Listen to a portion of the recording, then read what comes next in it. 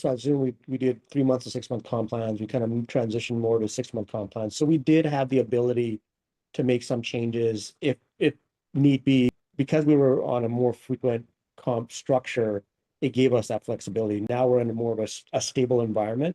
So, we're not making as many changes. Really, what you want to look at is you want to separate the noise from the signals. There is a lot of noise externally and internally, right? You need to kind of really think about, well, what's really going to have a direct impact on the sellers and how they achieve their targets, right?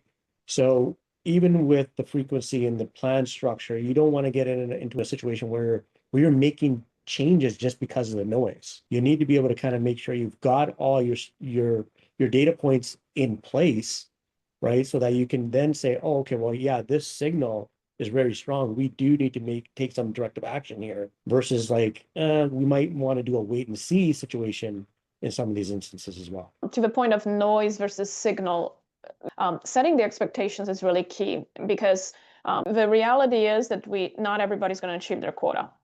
The reality is if too many people are achieving the quota, there's something wrong either with the plan or with the quotas themselves. That means we haven't really set them correctly. Even on a time frame, if you've done everything correctly, the right plan in place, the right quotas, the right target setting in place, you still will not always have the same distribution from year to year. On probably a 10-year period, you should be expecting 1 to 2 years that everybody's going to be doing really well. You're going to see on average that pretty high, over 100% achievement. You're probably going to have 2 years where you're going to be seeing that people are, majority of them, not really hitting the quota. And then the rest of the years are probably going to be someplace in between where you're going to have a much cleaner distribution.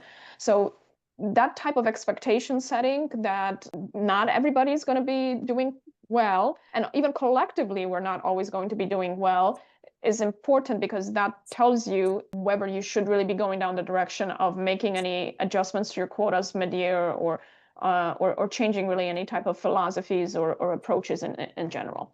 Expectations and the why. Like those two things are so important when you're doing the communication, whether you're doing a mid-period chain, whether you're doing a chain at the beginning of the year, any chain in terms of compensation, because everybody's going to think that is personal. You're making it harder for me as a salesperson.